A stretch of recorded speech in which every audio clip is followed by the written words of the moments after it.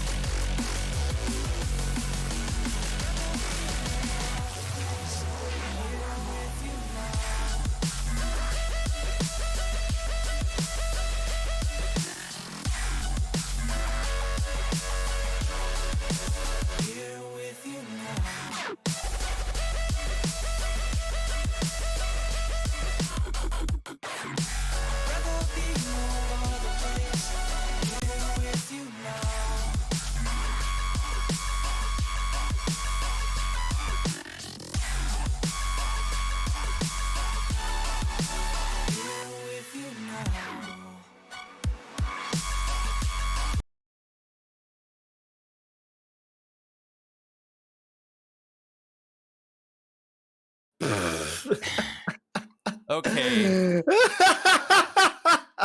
In true rigged in chicken sandwich fashion, my microphone was not registering in OBS, but here we are.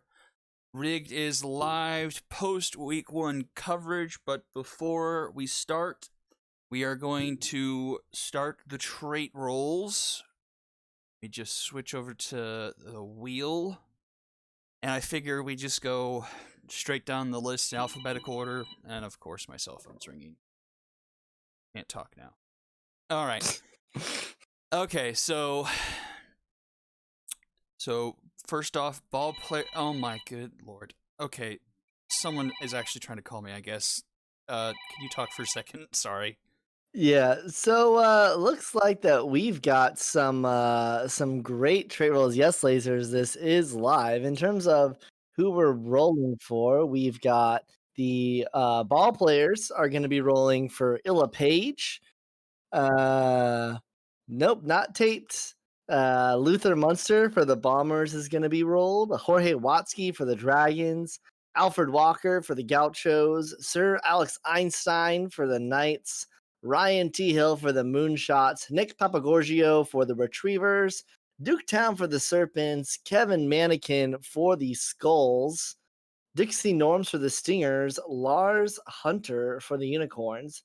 Gage Deputy for the Vikings, Ben Driffy for the Wildcats, and Sandra Lee for the Wrong Fielders. If we have a look at the ratings, how this is going to work is that, nope, not Will Freishat. How this is going to work is that if the person in question is rolled and they already have a negative trait, a positive outcome will remove that negative trait. A negative outcome will add another negative trait.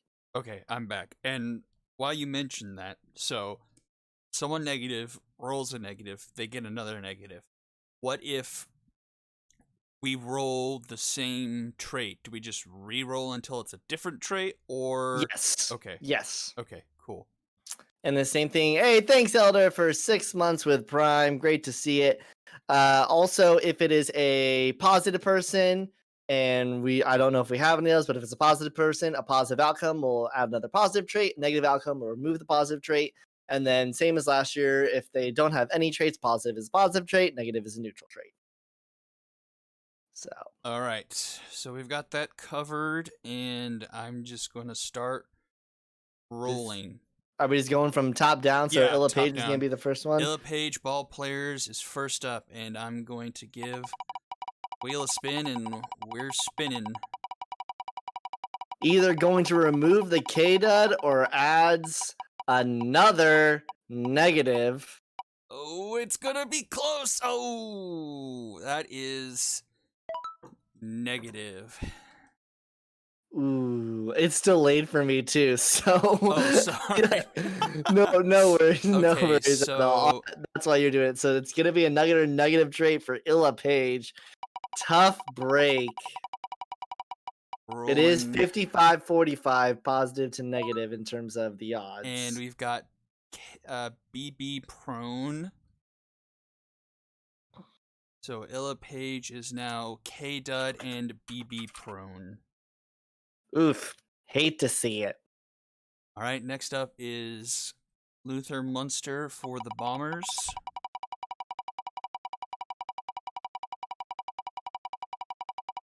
Munster as a pitcher currently has no traits assigned to her. Season 4. Ooh, just got under there. Okay. Rigged. Yeah. Well, if the next one is positive, then we know for a fact that this entire thing is All right, rigged. and this is the positive. Okay. Pitchers. Positive pitcher wheel. And it's specialist. Okay, back to this wheel. Now Jorge Watsky.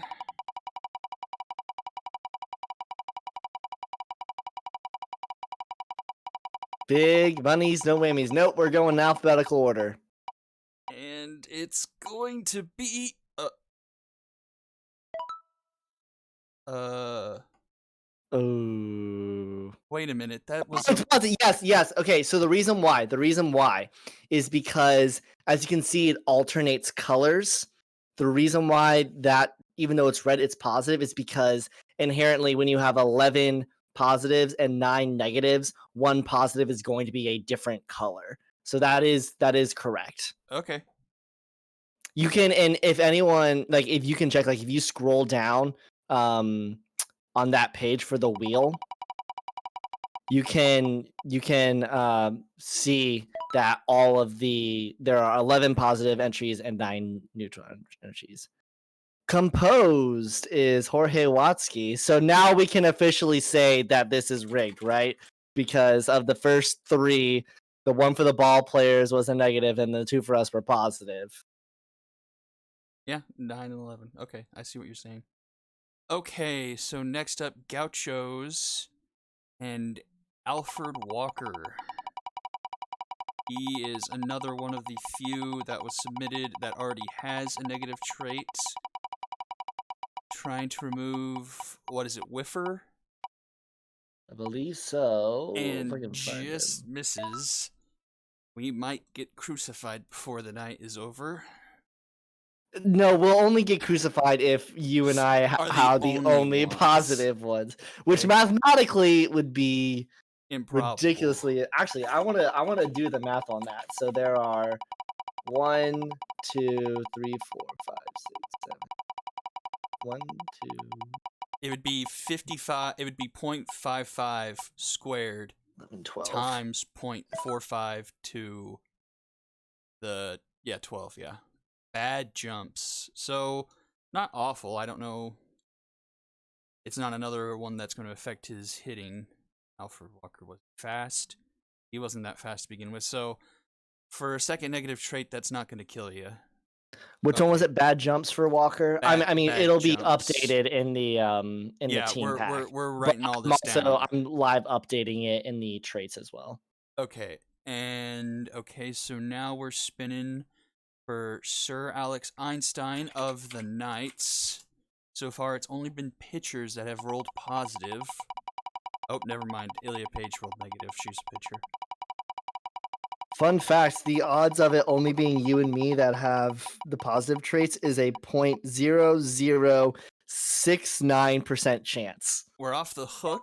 Sir Alex Einstein has rolled positive. He's a season 4 overall pitcher value of 169. He's going to get specialist. He was an original Lumberjack, I think. He was on that original Lumberjack team that fought to get into the league. Okay, next up, Moonshots and Ryan T. Hill. Ryan T. Hill has RBI dud, so this is a chance to remove that trait. Move that trait. I think this is one of the last few that actually are going for a trait removal, and it actually works out, so positive.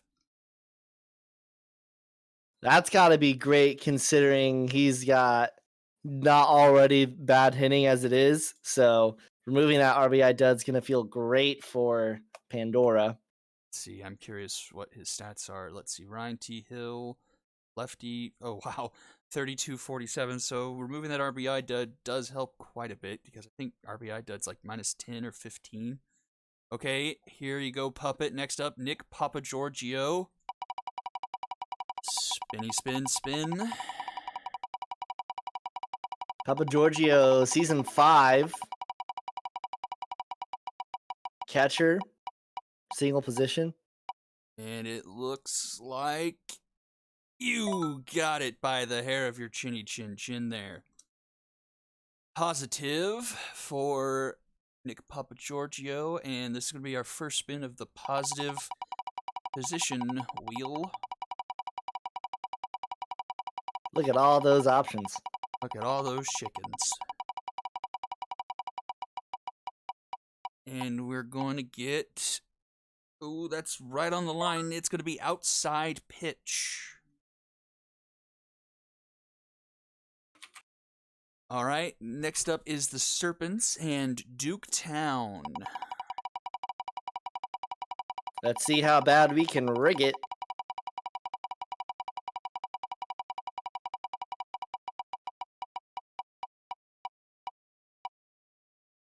And that is going to be negative.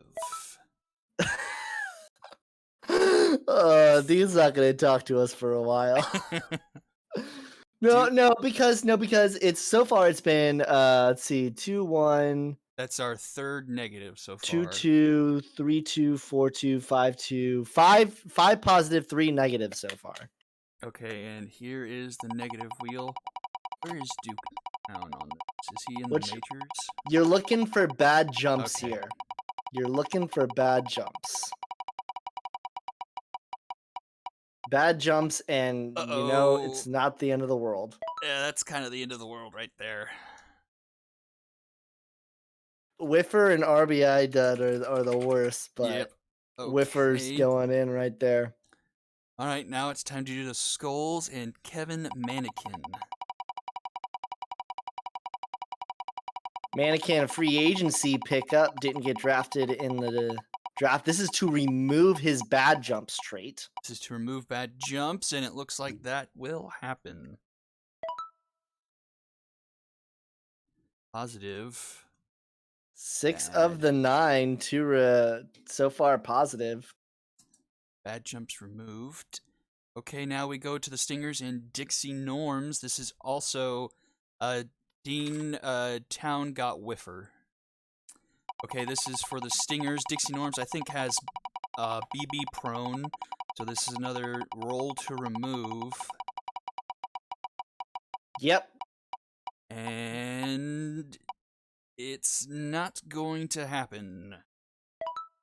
In fact, it gets worse. Let's add another negative trait to Dixie Norms. And here's the bad list. So she already has BB prone, and she's going to get 190 overall pitcher. She's a season 6 rookie.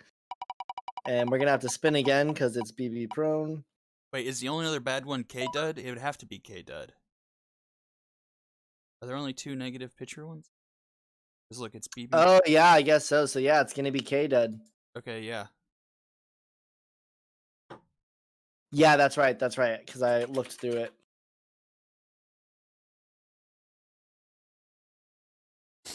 I didn't notice that for Ilya Page. I don't know. Okay, so I think it just so happened that when we rolled it, here we go for the Unicorns and Lars Hunter. Guys, it's not over for Dixie Norms. As long as she's not in a 3-ball or a 2-strike count, she's fine. He's fine. And that's going to be a positive for Lars Hunter. Hunter was a dark horse here. Probably one of the brightest stars of the Unicorns and roster. And okay. I mean, that's just gotta feel good. And we're gonna get specialists. Wow, that's a lot of specialists. I think I face him next week. That's not great for. Well, the good news is that you're facing the Unicorns. No, have not pictures yet, lasers. Okay, Gauge Deputy. I feel like this was probably the spiciest role we're gonna do tonight. I personally thought Lars Hunter was, but Deputy as well. Deputy's actually, as of this roster, in the minors for the Vikings. I don't know if that's actually still the case. That's going to be a positive for Gauge Deputy. So, go for Gauge. That's super huge, especially if she... But watch her get utility or something. She's like 10 defense. That'll be absolutely worthless. That is true. I was about to say, utility might be the most OP. Oh no! Oh no! Wait, did you jinx it? Did you jinx it? Oh my god, you jinxed it! Oh my god, I can't. Well, I guess congratulations nonetheless. I think she's the first utility player in the league. Not that that's going to be helpful at all. Oh man, I mean... This is for Ben Driffy of the Wildcats. Driffy, I believe, doesn't have any traits. And that's a negative. R.I.P. Yeah, well, Dean, infield or secondary, more like every field. Wait, utility makes it so that you can go to any position and there's no type of score at all, right? Was Driffy, is he a pitcher or He's a pitcher. Okay. So we need to go here. Yeah, Driffy, season 4, 146 overall pitcher. And he's also a K-Dot, the worst one. All right, and then last but not least, here's Sandra Lee of the Wrong Fielders. I can't believe I freaking jinxed Gage Deputy. I like can't that. believe you did that. And it looks like Sandra Lee is going to sneak in there, and I think she had a negative, so She had a negative, so So she Sandra gets Lee removed. no longer a Kata. That's going to be a huge for the Wrong Fielders. yeah, that's big. I mean, 81 velocity and getting K-Dud removed, that's really big. I mean, she's 182, now a 182 overall super, pitcher as well. let's see, K-Dud. That's probably the biggest result of the night. A 182 pitcher now without K-Dud. That's big. All right, so that is it for the wheel. Let's have a look at how many. Looks like we had 2-1, 2-2, 3-2, 4-2, 5-2, 5-3. Mannequin was a positive, right? 6-3, 7-3, 8-3, 9-3, 9-4, 10-4. Positive to negative. That beats the odds. We only had 28.5% roll negative on a wheel The odds of that happening. pretty slim. Hold on, we need 55 to the 10, right? Yeah, It's going to be 0.55 times to the 10th. times 0.45 to the 4th. And of the pitchers that rolled positive, almost all of them rolled specialist. I mean, this doesn't really work out Watsky. because it's only like a 1% chance of that happening. But really, what it needs to be is, what are the odds that we can do this another time. We can do this another time to figure out exactly what the odds are. Because really, it's what are the odds that it was. What are the odds of it happening? Okay, I got it. I know what to do. We're gonna do 55 to the 14th minus 0.55 to the 10th, and that will tell us the remaining odds. Yeah, Or rather, to the 10th minus the 14th. yeah, Pandora. If I remember, like, I think we really had like 1 or 2 in the entire set last time be negative. We had like, I don't think we had this many, but it was still overwhelmingly positive because it was Kansas Brooks and Oh yeah, don't trust me. I know I got screwed over last year. it was Kansas Brooks and it was crap, why can't I remember his name? The third baseman for the Lumberjacks. Jose Strangelove. Yeah, Strangelove. But that RBI dud is the least effective trade I've ever seen in my life. That guy is still unbelievably good with that trait even active. Okay, but there are the results. I'll keep these on screen for a bit if anyone jumps in later on. We can actually can you screenshot that and put it in Whoa. the Oh, put it in the Discord? Actually, I can do it. Okay, cool. Yeah, here are the trait rolls, and we'll pull up the schedule, and we can get talking about this week. I cannot believe what I did to Gage Deputy. That is hilarious. I mean, she was the spiciest one to submit too. Yeah, and I mean, that's almost a negative result, if we're being honest. No, I mean, it's better than getting all of that. I mean, I guess it is better than like Whiffer or something, but like, golly, you're hoping for like power or contact or RBI. Like her with RBI, man, like that would have been amazing. She would have been an amazing cleanup hitter, but she goes and rolls freaking utility. Our first utility person in the league, and it's someone who has 26 fielding. I think they used a camp on her in the off season, but that's an F for you. Well, and what to Pandora's point, where like he got glad the trade got right away, but like not really on the radar. Another thing we gotta think about, like as the minors start getting built up, like trading for prospects is gonna be like an actual thing that you do, right? Like Mm-hmm. as the minors continue to get full, like there is going to be a point in which there are players in the minors who not only are there because they want to get minors camps going to the next season, but they might spend like a season or more in the minors when they really could be starting and should be starting, but there's just too much depth. And so that's when like the trades will get made for various positional players. And so Ryan T. Hill no longer having that bad trait is going to be really beneficial in that case.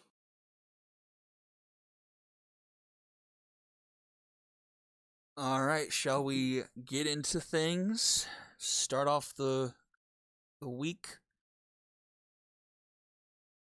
Well, I first wanted to real quick mention huge shout out to the community.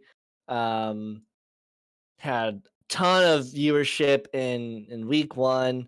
Really great to see. Apologies again for the uh, day 3 end of the day shenanigans with my IP or my ISP rather. We are obviously able to upload that. Still don't know what caused it. I haven't tried to stream since then as well. I might do like a test stream at some point before next week just to make sure that we don't have those issues again. I don't know what caused it, but really appreciate everyone tuning in to this week. Is great. In terms of let's see, let's do live views. Nope, we want to do we had well over, I'm pretty sure every single stream we had well over 20 people watch each stream, which obviously is not a lot, but it's great to see our community budding a little bit. Got a ton of new follows as well. So it's just a great time to be a part of the SSBL, a great time for the new season to start. Yeah, it was a great first week. We had a lot of really good games. Like only like really like one game was really or two games were really like a blowout, honestly. Three, but like it was a really competitive first week and we had some surprise things happen, honestly. It just I mean I've been saying this for a while, like each team can go against each team in the league.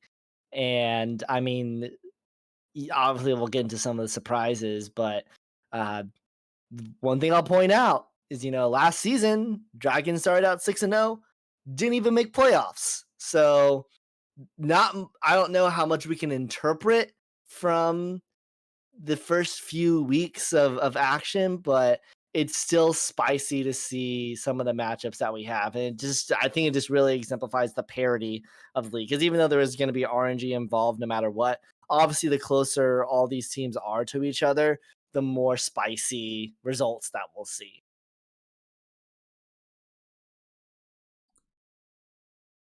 All right, let's get things started. We started off the season Bombers 9, High Rollers 6. You were clamoring for wrestles to come in when it was just the Billy O'Connell, Beatrice Tanner show.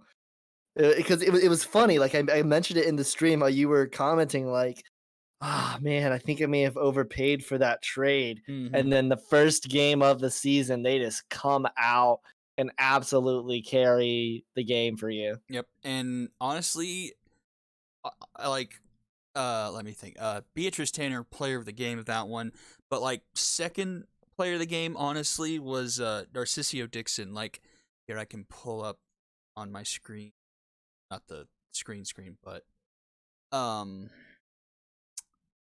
which tag is the stats dump under? Major stat stump. And while you're doing that, I can start pulling up screenshots because day 3 never got added in. So There it is. Okay. Because I want to say Dixon. Oh, he only went 6 2/3, but Dixon going 6 2/3, 8 hits, 3 earned, 2 walks, and a strikeout. But I mean, that's a pretty solid line going against the high rollers with just the bats they have, honestly. it's always so close, I feel like, in your division in terms of who the heavyweights are. And I mean, like you had 2 really tough games as well, but I mean, this shows nothing about the high rollers. Obviously, we do need to talk about the high rollers because even though they're only 0-1, this kind of with Illa Page now having 2 negative attributes, that really shakes up. Illa Page is a ball player. Oh, nope, you're right. So High never rollers mind. didn't actually submit one. Yeah, never mind. I'm telling you, I always get them confused. Don't mind me. But yeah, it High was. They still got plenty that they can do. I mean, it was pretty decent for them offensively. Like 10 hits, multi-hit games for Uptown, who they acquired this offseason. Kent Strudley continues his barrage of only playing good against the Bombers. We started off. I think we started last season off high rollers Bombers, and Kent Strudley hit a home run, and I think that was the best game he had in the season. Like Kent Strudley was not a great player for them last season. He really struggled at the plate, from what I can recall. Max range, walking 3 times, but something that I kind of talked about last season, and I kind of see, at least in this first game, Becky Foe 0 for 5.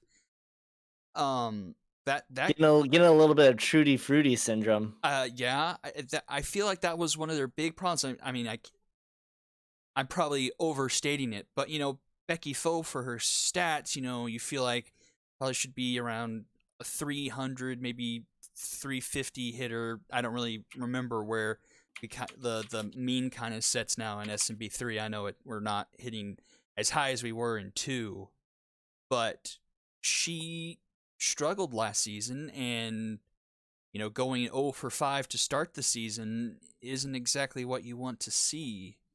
Let me just pull up our abbreviated stats that we had. Let's see how much out of my ass I'm talking. Let's see. Becky Foe was 18 for 63. So 285, I mean, in the real world, a 285 hitter you take. But in this world, that's probably on the low end of things, especially considering she's like probably all 90s and contact power and speed. Yeah, the SSBL, like you have to hit, like how it's like if you the norm of sort of like what's good and what isn't good in terms of like baseball is just completely different in our league. And I think it's given like the amount of errors and like just the way that the game flows, like they need to be hitting really well because it usually for most of the team someone in the lineup is going to be all rain and someone in that lineup is going to be all shine on any given day, And Kent Strudley last season, 220. He was I just lost him. He was 15 for 68. But I do think those are areas where you need to keep an eye on the high rollers this season. That's where that were things that led them to struggle, and they didn't really show improvement. Granted, it's one game, and we could be completely changing this song here in about a month's time with this new patch coming out that could just completely change our sense of usual. Like we're talking about this now, and like when that next patch comes out, we could be looking at a completely different game. I mean, who knows, honestly? Like, we just have no way to judge how these tweaks they make in the background change the product we see in The Sims. Well, I mean, when is that update coming out? Well, it's been submitted, but I mean, you can ask Darby. He's answered the question several times over the past year or so. Just like they've submitted, so it's out of Metalhead's hands, and it's just up to when Sony and Microsoft and Steam and Nintendo get around to it. Usually, these things come out for PC faster than they do for consoles, so I still think it's probably going to be another at least 2 weeks at the earliest, I think, away. Probably even longer than that. Because I think another thing you have to consider is like, listen, these are 14 game seasons, so it matters when you play your games. It matters who you play in those games because like we'll talk about like the season is not over for any team right now. The season is not set go to playoffs for any team right now, but like the Dragons last season and like the Skulls in season 4 are are outliers of the rule where like you need to win the games that you have, and it matters when it starts clicking. So if this update doesn't come relatively soon and the high rollers have like a front loaded schedule, or they have some games that maybe are easier in hand, that can affect not only getting to the postseason but specifically like the seeding that they have, because who you play in the postseason matters. That's what we saw with the Retrievers and the Lumberjacks. Like the path to the Super Series is not the same for every team. Mm-hmm. And then last thing really of note here, Tipsy Reynolds as the SPRP comes in, throws 2 2/3 and gives up 6 earned off of 3 hits and 4 walks. Definitely a trend that we're starting to see again of really, really good pitchers, and we'll talk about it later with the Moonshots and then the Bombers again in day 3 with, like these pitchers who on paper are really good looking terrible. But we'll get to that more later. Good pitchers looking terrible kind of fits the MO for this next game. Walker's Knights, one of the few just really kind of blowouts of this first week. Knights kind of looking like they did like back in their reign. Offense really leading the way, 14-6 over the Walkers. They got up on top really fast. It was 10-1 for a good chunk of the game. Walkers made it somewhat interesting, put 5 up in the 6, but weren't able to do anything else, and then Knights put it away in the bottom of the 8th. Honestly, really big surprise in this game was just Tumbo looking so awful after being so good last season. Yeah, it made me feel a little, obviously trading Tumblr last season and then gets a Super Series with the Skulls and then really his first appearance. Like I do want to say like I first of all, I have been on the bandwagon of saying the Knights are not a bad team since the preseason, and I think that like there was some talk of them potentially of the Knights potentially being like the worst team in that division. First of all, I also don't think the Walkers are the worst team in that division either. I don't want us to take too much from this game. I think if Tumblo locks in earlier, this is a completely different game, because I mean, if you look at like the scoring, we thought it was out of hand at 8-1. It was 10-1. All of a sudden it's 10-6, and the Walkers actually had some decent shots to get back in it from there on. And then the Knights just put up 4 runs in the bottom of the 8th. I think the Walkers issue is definitely got to be that bullpen. It's not by any means a huge liability, but I mean, if you look in, like obviously like Ty Sasso, great, love to see him in. Tamayo, good to see him in, but Sprague and Perkinson, it's not that they're bad pitchers. It's just when you compare that bullpen to the rest of that division, it is a tiny bit lacking. Hmm. And especially if the starters don't go as long. I mean, they went through 6 pitchers, you know? So again, I don't know how much we can really interpret from this game. I think if Jess Tumble locks in earlier, it's a completely different game. I think the overall is the Knights aren't as good as we saw them play. I think that they will not be able to replicate this the entire season. I also think that the Walkers are not as bad as this game indicates. Yeah. Speaking of Sasso, he was kind of the wonder of last season, being a two-pitch starter and did shockingly well from what I can recall. But Pasta moving him into the pin and actually was the one to give up that 4 spot late in the game. Went 2 2/3, 6 hits, 4 earned, 2 walks, 2 strikeouts. Um, but I think that should be a flash of the pan. I think from what we've seen historically of Sasso, he's a lot better than that performance. So, luck just wasn't on his side that game. I think Sasso can bounce back. Um, I mean, this was a great showing from the Knights. Don't get me wrong, but like, I still don't fully believe in them because their Achilles heel still showed. Ben Tojam did only give up 1, walked 5, did strike out 5, went 4 2/3.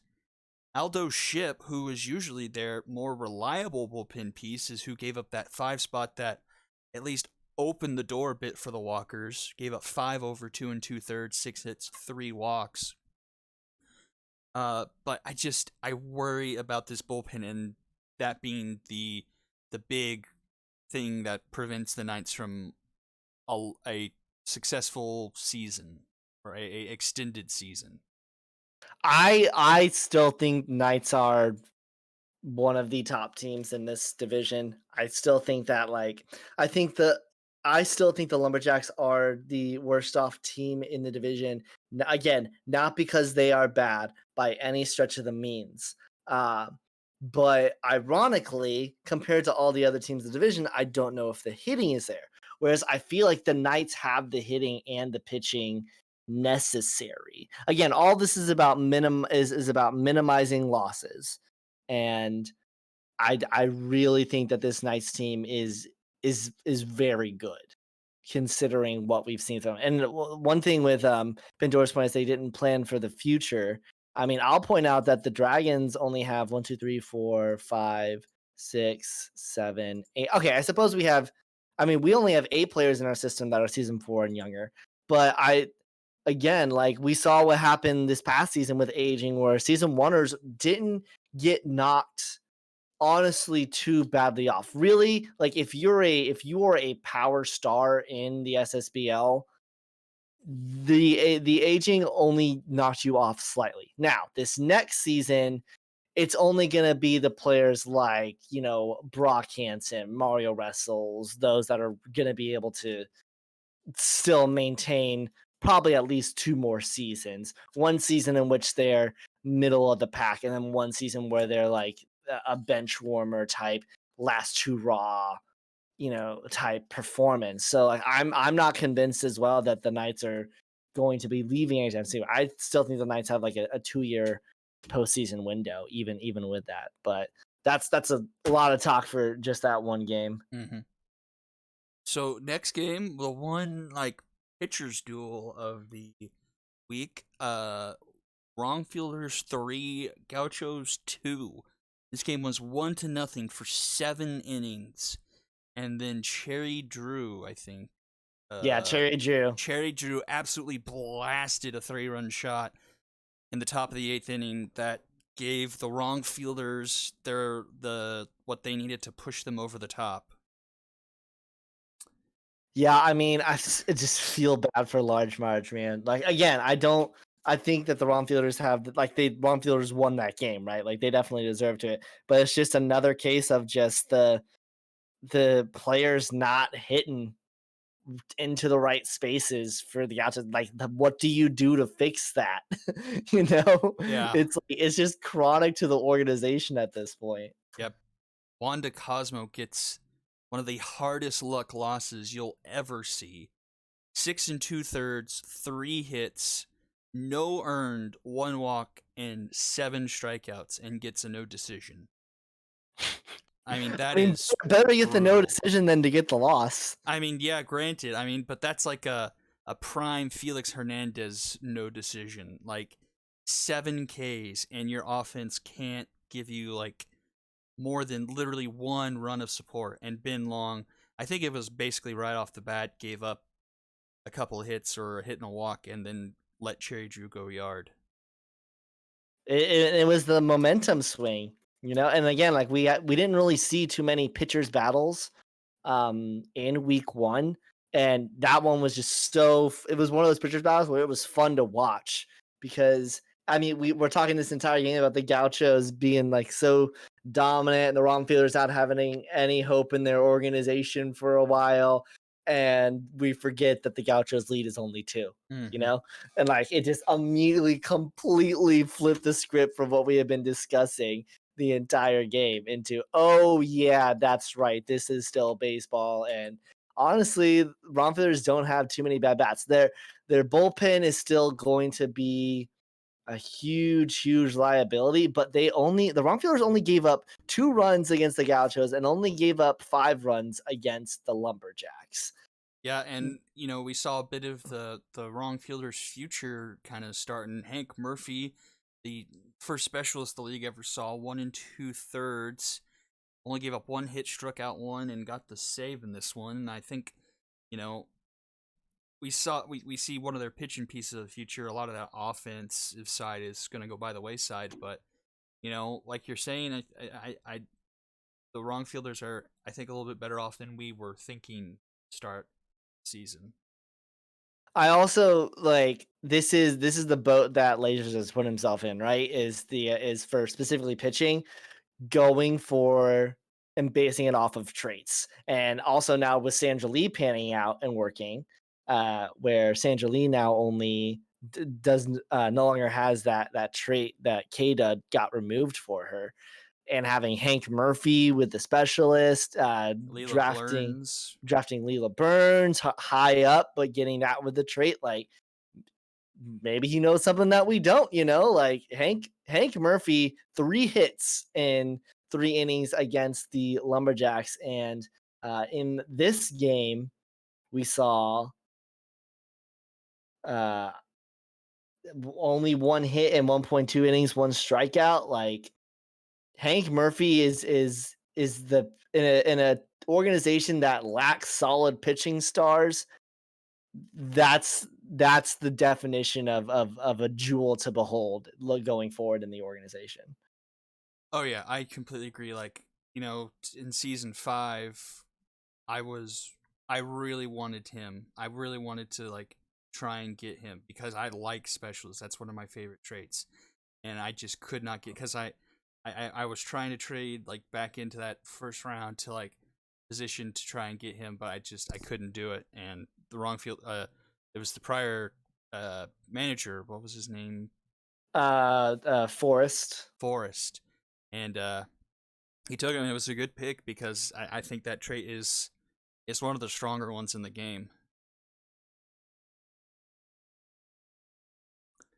So we go into the nightcap of opening day, and honestly, this one kind of surprised me the most. Like, I like, don't get me wrong. Like, I know, and we kind of talked about it, I think, in chat some. Like the Retrievers swept the Moonshots in the postseason, swept everyone up into the Skulls, but like, don't forget it was the reverse that was true during the regular season. The Moonshots swept the Retrievers.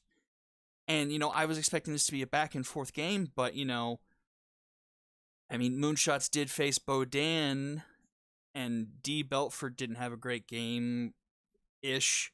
Well, no, didn't. And I was just really surprised that this was, I mean, it was honestly lopsided. Like, honestly, like, Moonshots put up 3 in the top 3 of the runs 8th. in the top of the 8th inning made it look a lot closer. It makes it look a lot better, but like Retrievers almost doubled their hit production. Like, it was honestly one-sided, and like it was honestly really surprising to me. Yeah, again, like, how much can we pull from this in relation? I still think retrievers and moonshots are very, very close to each other. I still think the retrievers obviously are the better of those two teams. Um, and I think that the important thing from this game is this just the like there's a reason why the retrievers went to the Super Series last year. And it's because they were the first team to really experiment with this idea of having an ace be your long reliever, having an ace come in. And now we've seen the entire league move to that. Um, and it's a very, very unique idea. And again, not just having good relievers, but having someone who would be a number one on a lot of these teams and making them that long reliever. Mm-hmm. And so I think my question for the retrievers is what is going to be, is the offense going to produce the way it does when they're going to face more teams that have that long reliever? Mm-hmm. You know, now if they're lighting up the opener or the guy who takes the mound, guy or girl who takes the mound, then get your runs in early, which is the case of what we saw here. But it'll be retrievers don't have as easy a path to the Super Series as they did last season. Um, and I think this is the one thing to consider is that they've got really good pitching. Retrievers have Yeah, really good it's pitching. insane. Like, you take someone like Pete Stropkin and you put her in the SPRP, and you feel like you're going to be missing something on the starting rotation into things. But I mean, you still have Bo Dan to go to as your ace. And it's just kind of a embarrassment of riches kind of a thing. Let's see what his final stat line was. Bo Dan, 7 flat, 4 earned, 5 hits, 2 strikeouts, no walks.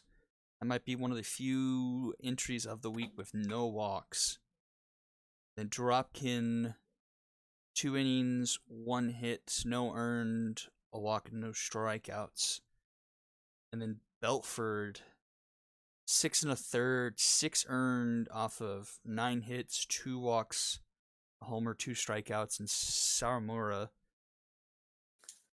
I will say, like, this is just a statement. Like seeing Hank Murphy, seeing Sawamura, like as a new manager, it's really cool to see these pitchers come in after spending time in the minors. You Mm-hmm. know, like it's there's just a unique feeling because beforehand it was always, oh, you draft them, they go to your majors roster, they're starting, right? Um, it's really, really cool now because this is really the first season that it can happen where someone drafted in season 5 is legitimately like, okay, you've had a season to prepare, here you are. Let's see how you're doing. And it's like really get to see again like these future stars of the league start to develop themselves. Obviously, giving up 2 earned runs, not optimal, but only gave up 2 hits as well, and only walked 1 in about 2 innings of action. Like that's a whip of what almost 1.5 if he goes one more inning. So it's nice to see these new faces coming in, especially for an organization like the Moonshots, which I've always equated with like Win Now, an organization that still has the rookie talent coming up and hasn't completely sold themselves. Mm-hmm.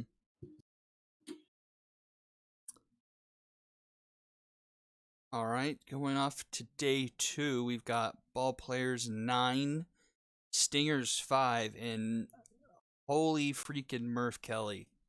3 for 4, 2 home runs, 4 RBIs, and the 2 home runs he hit were freaking nukes. Like, I think one of them end up going to the second deck, or was it like just short of it? It was if it wasn't second deck, it was just short. But they were just absolutely bombs. They were massive. And then Sheldon right behind him, 3 for 5. And then Rick Dillastick, the rookie, 3 for 5 for the home run of himself. Like, here's a pro and a con. Top third of the batting order, 9 for 14. But the rest of the batting order is 5 for 25. Yeah, and like you look at the scoreline 9-5 and you think, "Oh, so yeah, the ball players won." It was a 5-4 game until that ninth inning. Yeah. in which the ball players put up 4. So it gets exactly to what you're saying. Where like, yes, the top of the lineup produced. Stingers were still in this for, and this is true. This in Stingers for both of their games where they were in it for most of it and just couldn't find the second gear. Mm-hmm.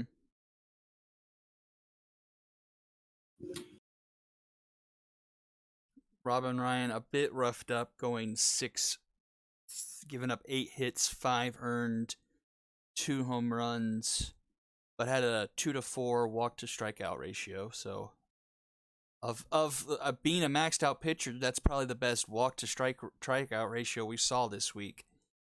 Leonard And, Northwest. Oh, sorry. Go ahead. no, I was just gonna say, and like with all of these pitchers, like I think the important thing to consider is just when are they giving up these hits, right? Mm-hmm. Because like we saw some pitchers give up multiple hits this week, and they didn't give up that many runs because they were sort of like interspersed, and so you'd have like Ryan would have lockout innings, but then the floodgates would just open, and that's how they slowly just would chip away and start to pull away a little bit. Yeah.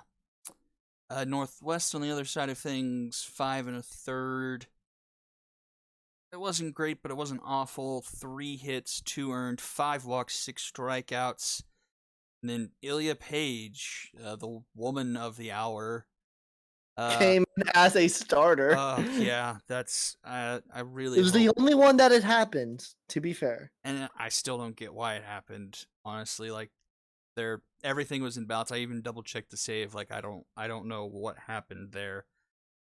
But 3 innings, 3 hits, 2 earned, 4 walks, a strikeout, and then Hogwash gets the last 2 outs of the game.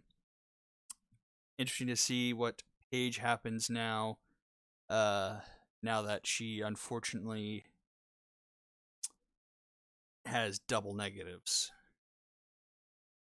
Yeah, and and Maniac has already reached out in his team channel asking, so can I move Paige to the pen so she will not be starting the next game? For sure. Yeah, lost my mind. There are no games today. Games take place Monday, Tuesday, Wednesday. This is our podcast that we have right now. Our weekly recap, so to say. Which usually takes place on either Thursdays or Saturdays. Depends on what the availability is during the week. Well, and again, Pandora, like that's a Maniac has to like. I mean, we can. I mean, now that we're talking about the ball players, I don't like think so he has first, a pitcher in the minors. yeah, if we look at the ball players organization, they have no pitchers in their minors.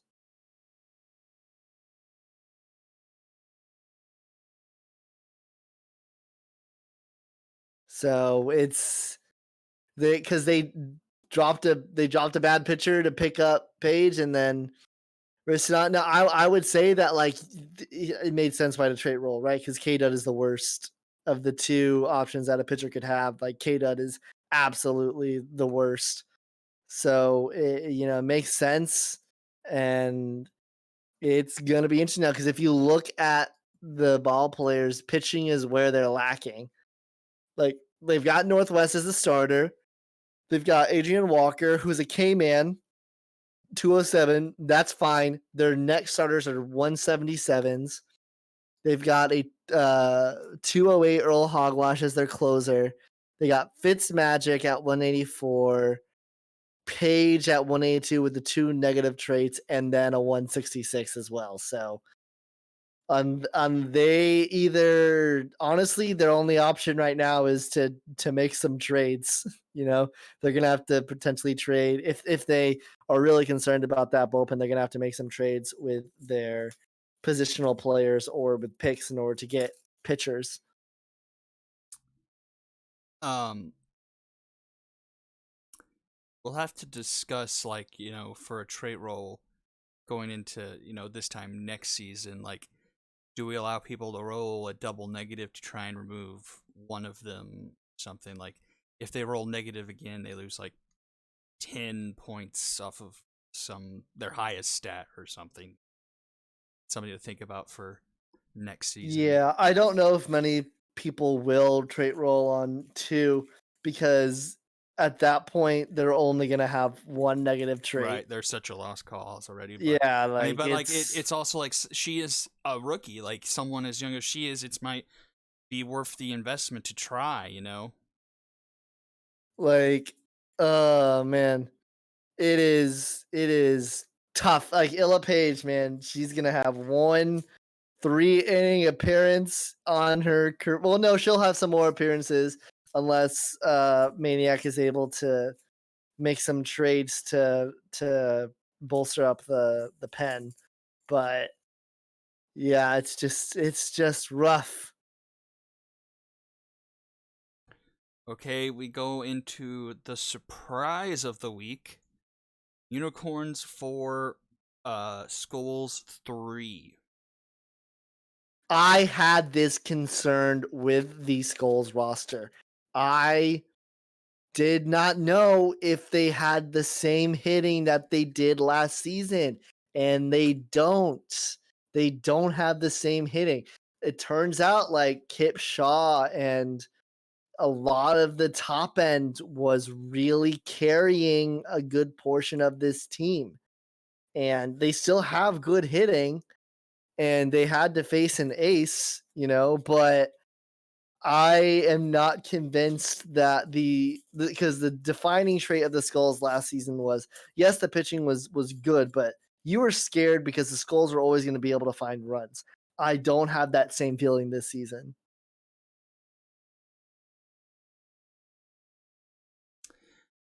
Am starting to wonder, and only a select few will even know what I'm talking about, but I wonder if we're going to see some more season 3 magic from the Unicorns. This is before a lot of people's time here. But Yeah, I can pull up the history because I don't know about but this. in season 3, the Unicorns came in season 2 and they were not great and played like it. I think in their first season, season 2, they only had 2 wins. And I think they were both against the Stingers. And we were expecting more of the same, and season 3 comes around and magic happened. I think if 10 I and 4. remember, They were 3-11 their okay, first season, 10-4 their yeah, second. I think they tied the Skulls regular season. Like they tied for best record, but then I think Skulls had a tiebreaker or something. I don't remember. But yeah, a 10-win season out of nowhere. And like I wonder if they could pull a rabbit out of their hat again somehow. Like, like They made it all the way to the Epic Conference Finals that season. did they really?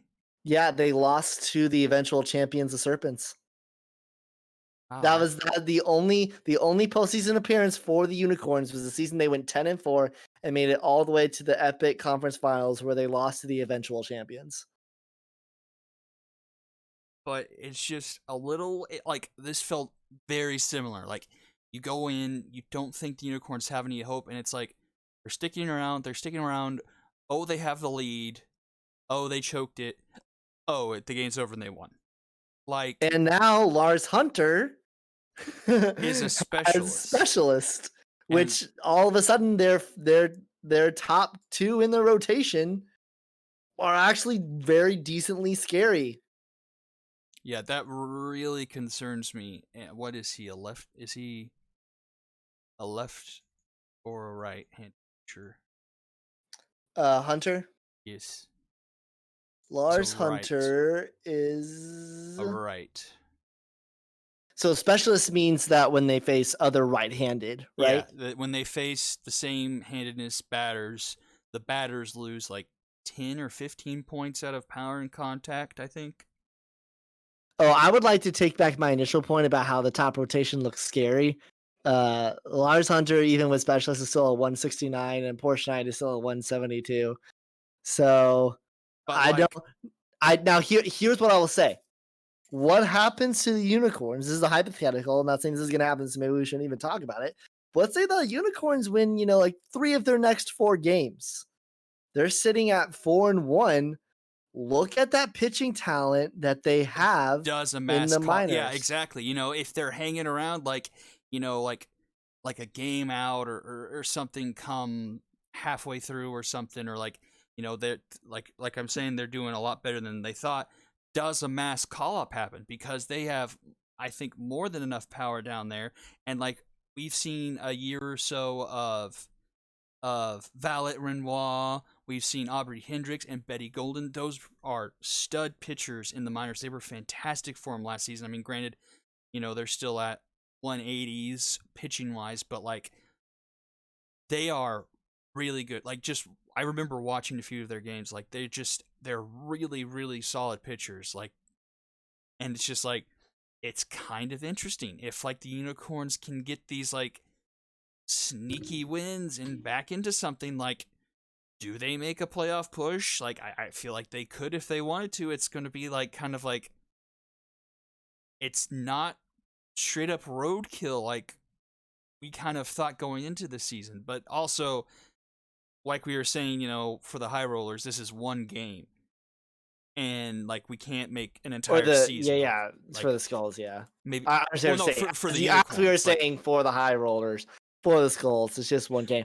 I mean, like, going back to the idea of a full call up, you look at those pitching, you do a full send except for maybe Doku Shi and Lars Hunter and Portia Knight stay up, and that is a very, very different Unicorns team.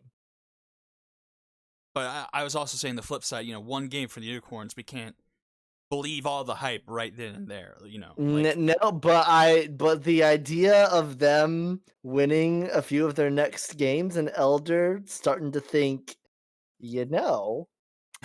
last time that we had a good season, we made it all the way to the Epic Conference Finals.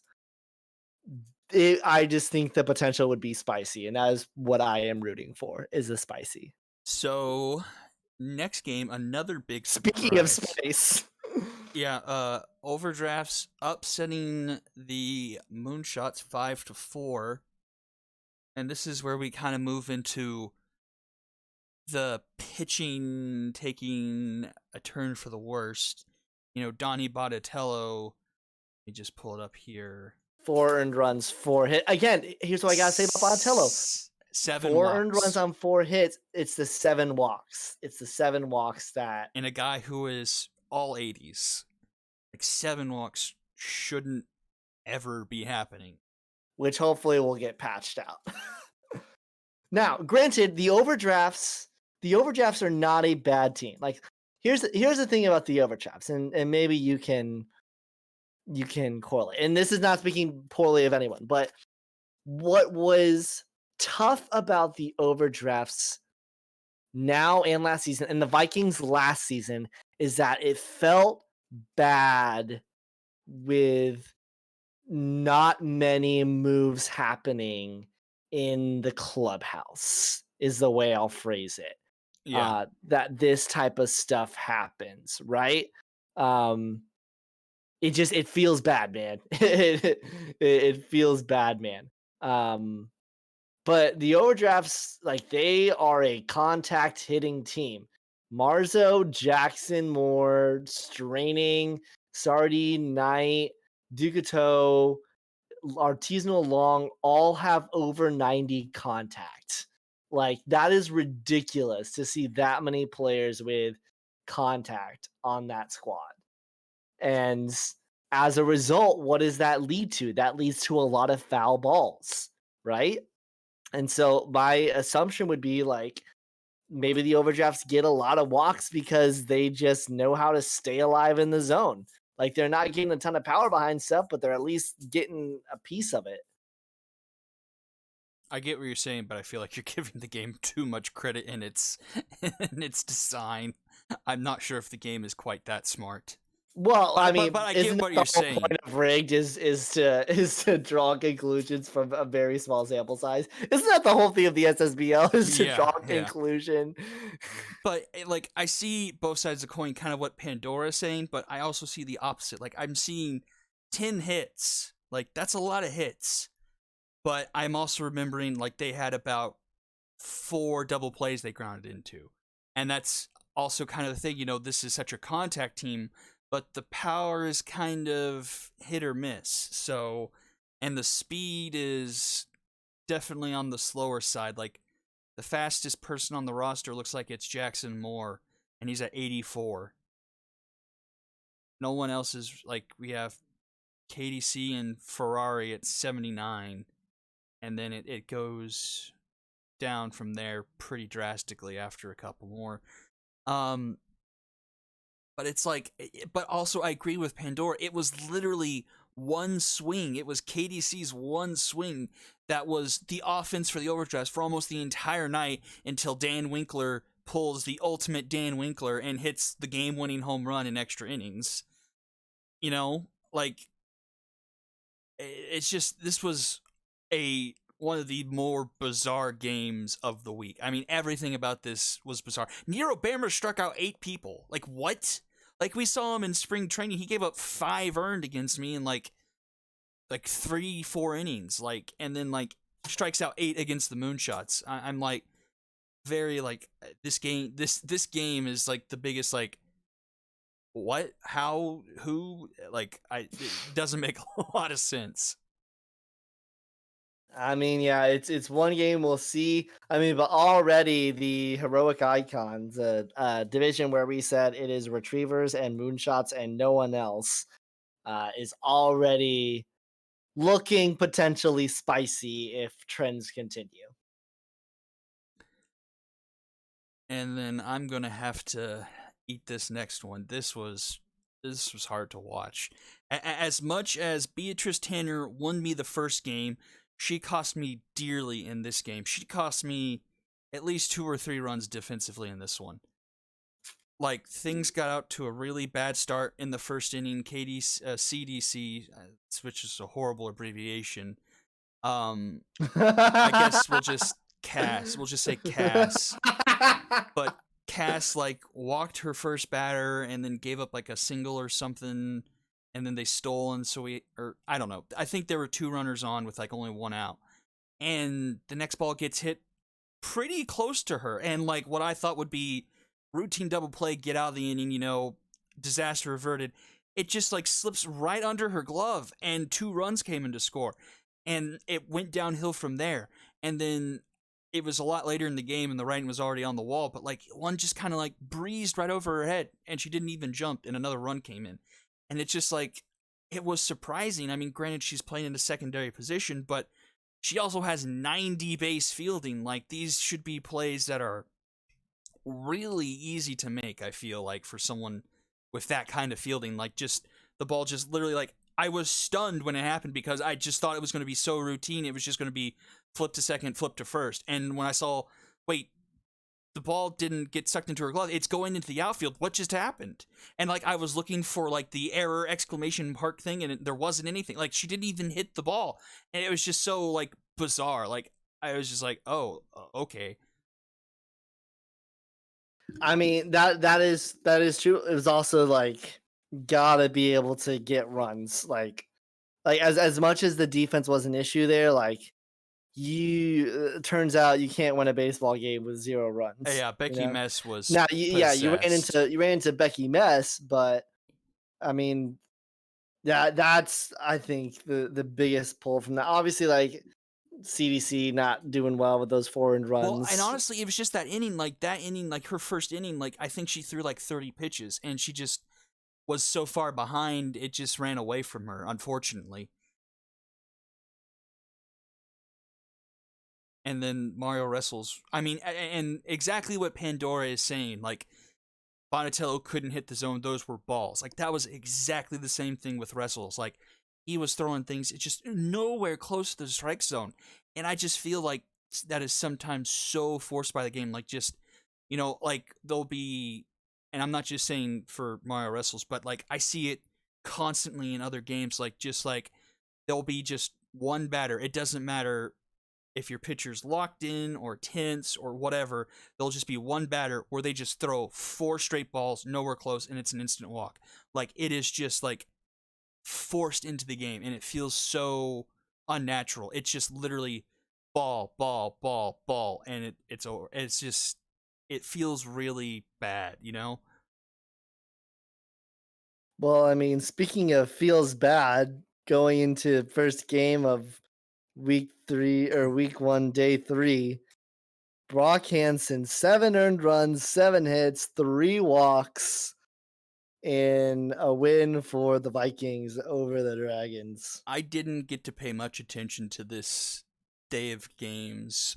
I was really busy this night. This was one of like the last heavy nights I was having, so this was mainly on in the background, so I can't really comment too much, but it looks like Gardner Minshew kind of, I mean, that's a quality start. 7, only 3 earned, 6 hits, 2 strikeouts and a walk.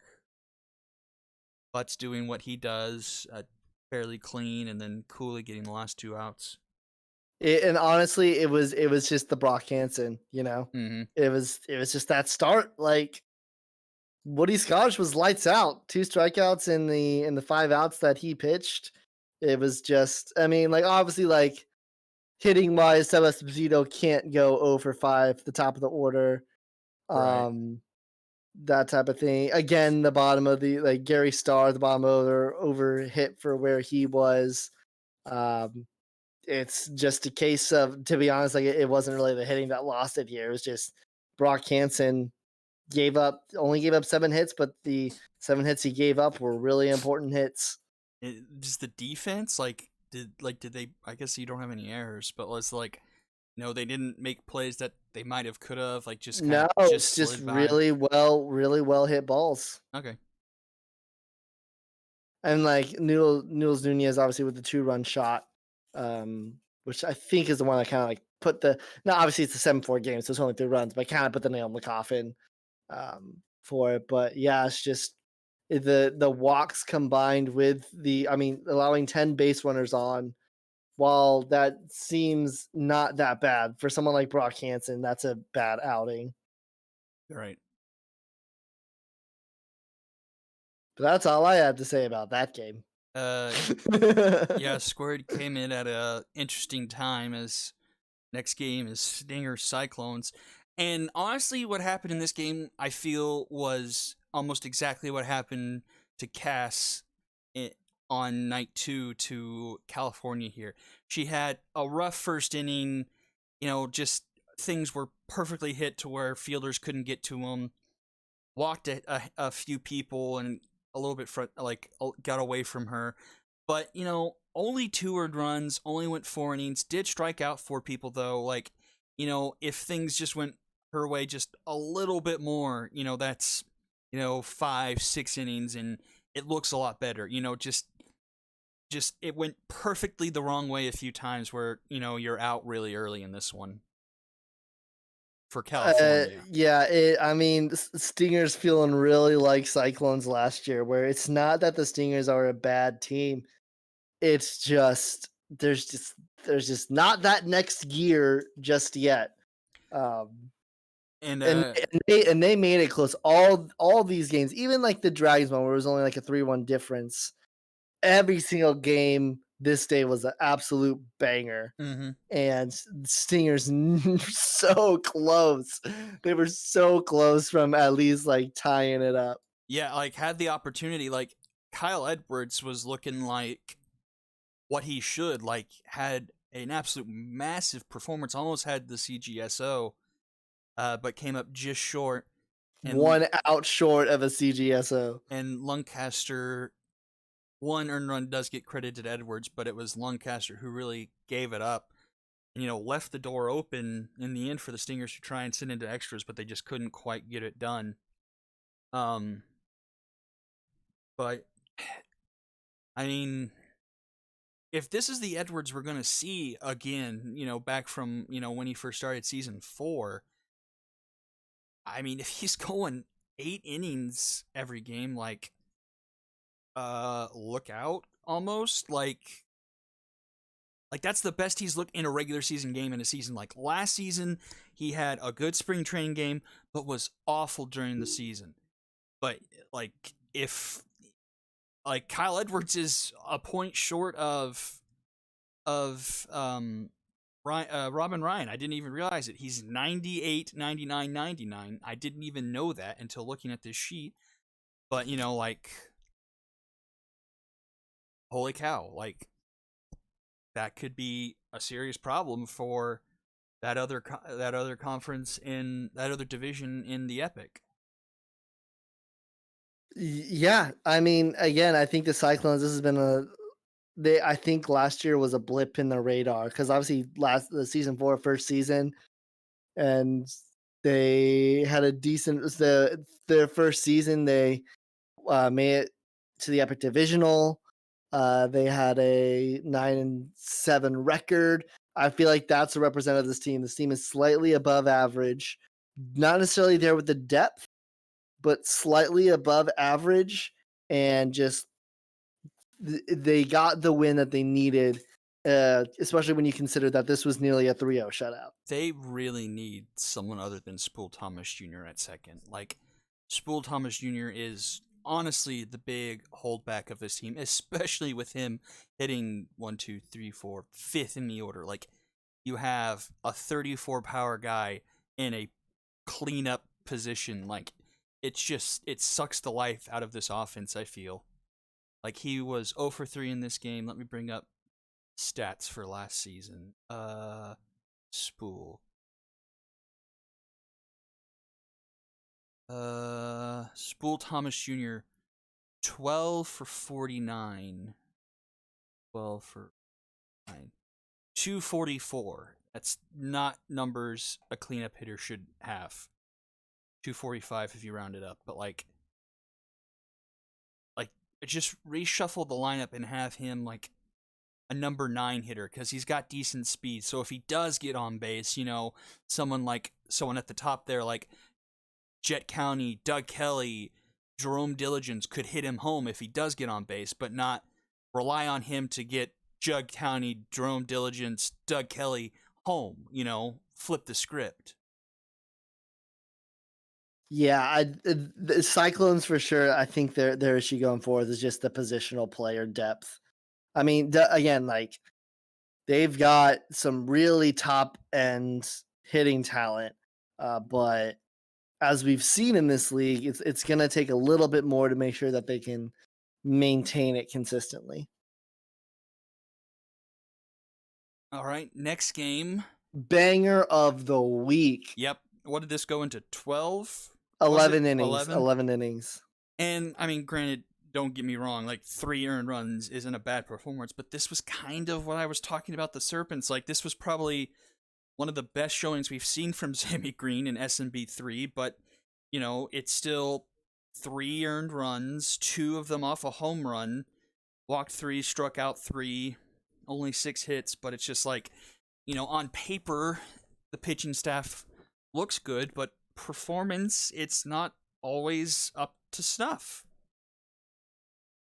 I honestly it was the 4-0 lead, right? They didn't have a single. That's right. The Serpents were looking like they were going to get shut out heading into the bottom of the ninth.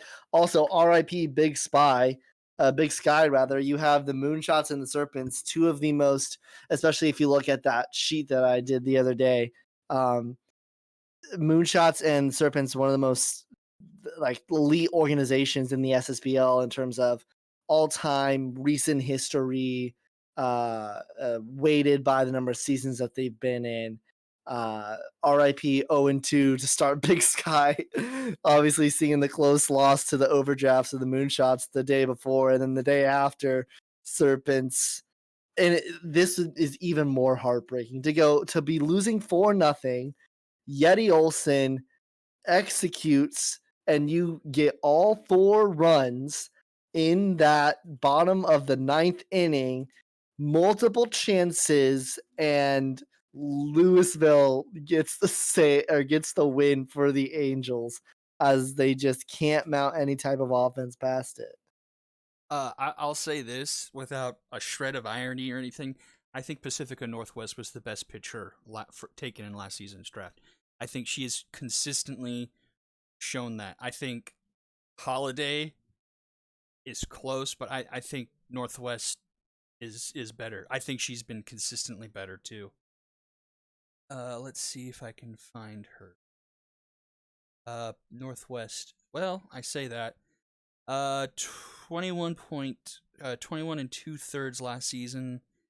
And then that's 11 earned, an ERA of 4.5. So I could just be completely talking out my ass. What's the other Well, that's what currency? rigged is for. Joy Holiday. J. J is one of those letters that you don't think is as high up in the alphabet as it actually is. Joy. Okay, yeah, I'm completely lying. Joy Holiday, 27 and a third, 11 earned runs, ERA of 3.62. So I'm a complete bold-faced liar. But Northwest looking really good here, and as now the ace for the Angels, I think has them in a good position. I mean, she was still strong. Maybe there was one game I forgot about that. Maybe she started that Skulls game that ended like 20-2 or something. But I still think she's a really, really, really good pitcher.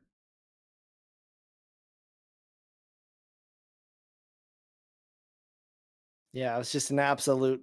It was just it was a fun game to watch. It was a fun game to call and a fun game to watch. Yeah, calling off of what Pandora was saying, like throughout spring training and this first week, we have seen the Big Sky Walls get peppered with hits. Like, you think it's a home run, but it just bounces off the tippy top of the wall. We've seen that a lot so far throughout spring training and week 1. Like these things just like barely missing, like more so than I think we did last year. I kind of find that kind of interesting.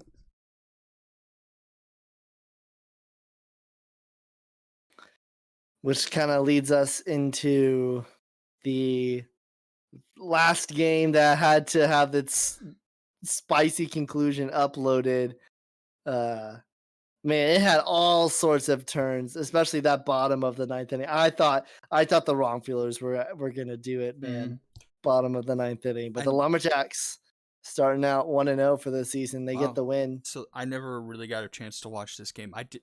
The Wrong Killers actually had the lead in this game for a bit, and then 3 runs scored over the 6th and 7th for the Lumberjacks ended up pulling them out of it. Yeah, but I did see like the bases loaded. That was a high strike call on. I think it was Carl Lance, like on the full count, bases loaded. I thought that was a walk and that was going to lead to a run, but I mean, Yeah, it was again because this is a wrong fielders team that surprised night 1 and then night 2 going toe to toe with the Jacks. Like, wow. So Hank Murphy, through his first 2 appearances in his career, has gone 4 2/3, given up 4 hits and struck out. Is that right? Has striked out, whatever. struck Struck out 5 batters. That's pretty darn impressive, actually. Struck out more than he's given up hits. That's pretty darn good. I mean, I agree with Pandora. They had some really shady bats coming up there towards the end, and there's just no one on the bench to call through for reinforcements. Like, oof, those were not good bats to come up in that type of clutch opportunity.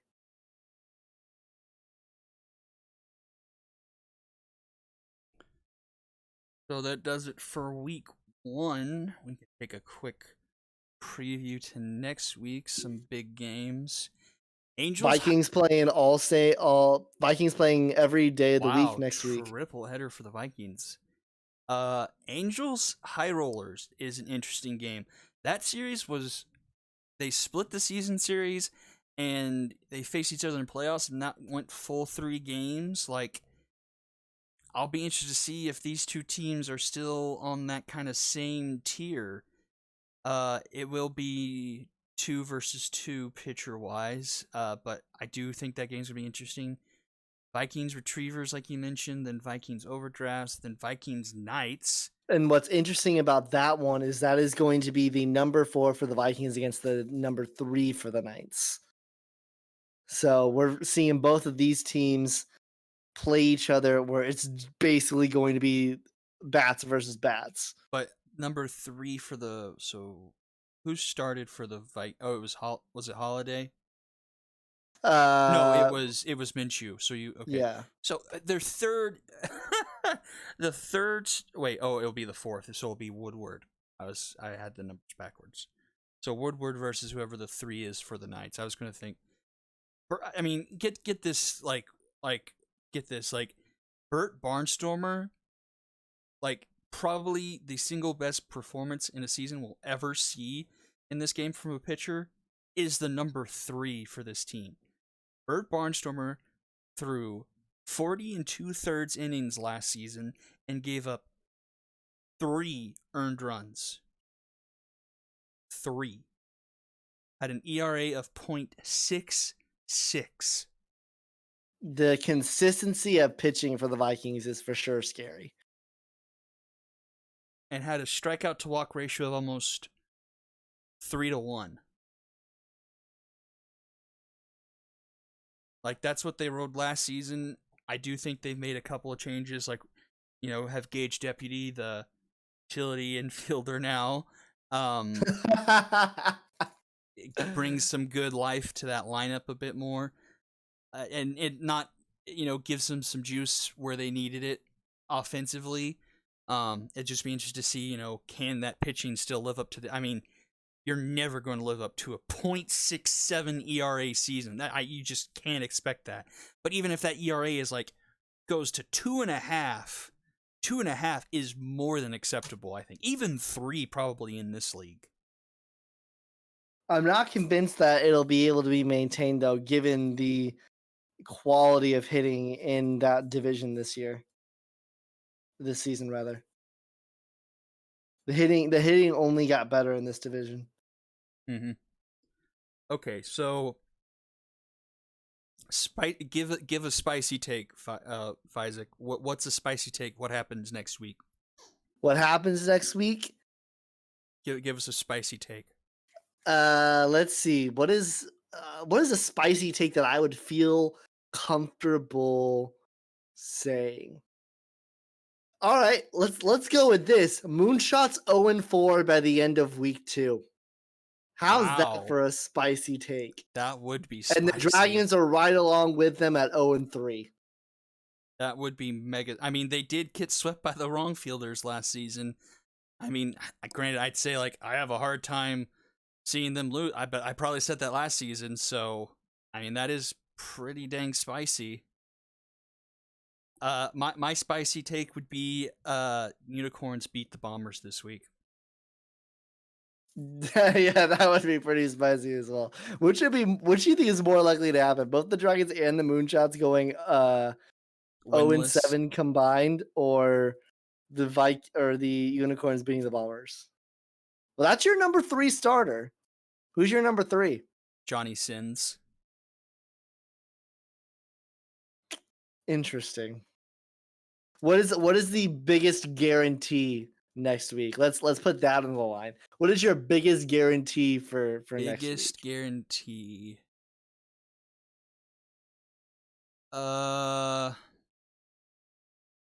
Spicy.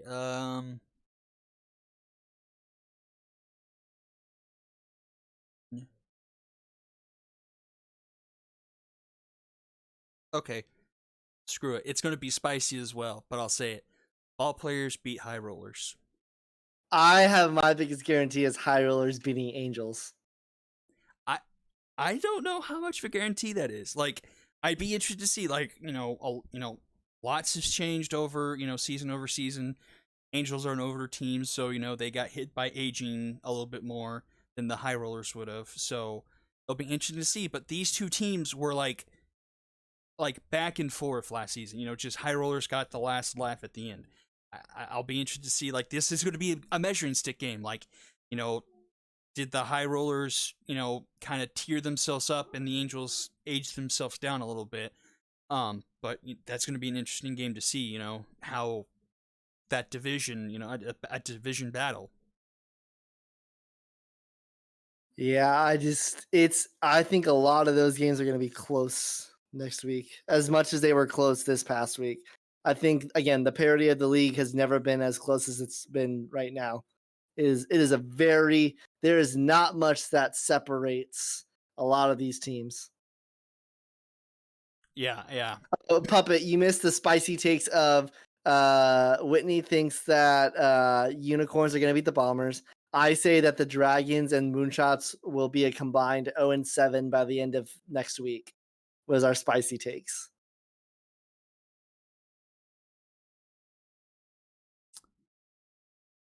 And then Gauchos, Large Marge saying that Cosmo and Stevens are available, but probably not to heroic teams. So if you're in need of pitching, and you're in the epic, Large Marge, you might want to reach out to Maniac. He's in need of some pitching. you can get Steve Stevens back. That would be oh my gosh, that would be boggers.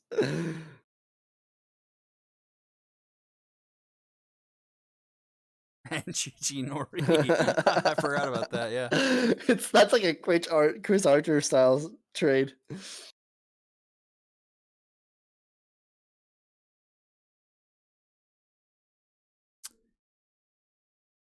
All right. Anything else that I'm forgetting to do? I think that's about I think that's about it. It's great, just great to have the games back in full swing. All right, that's gonna do it for Rigged. We'll see you all on Monday. Bye-bye. Bye, everyone.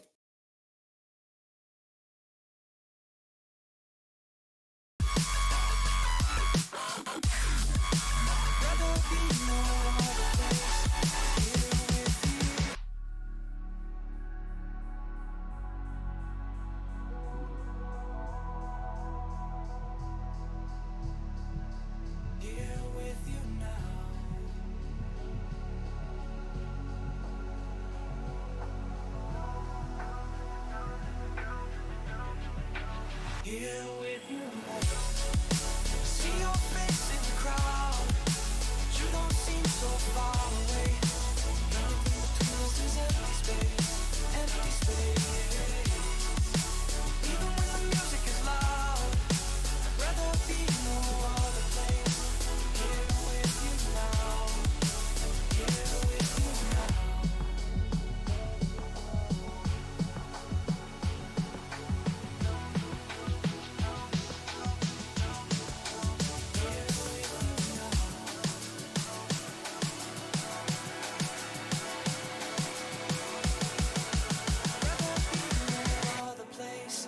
Here with you now.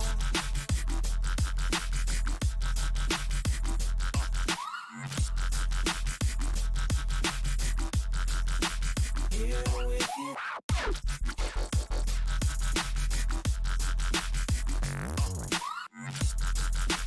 Rather be no other place than here with you now.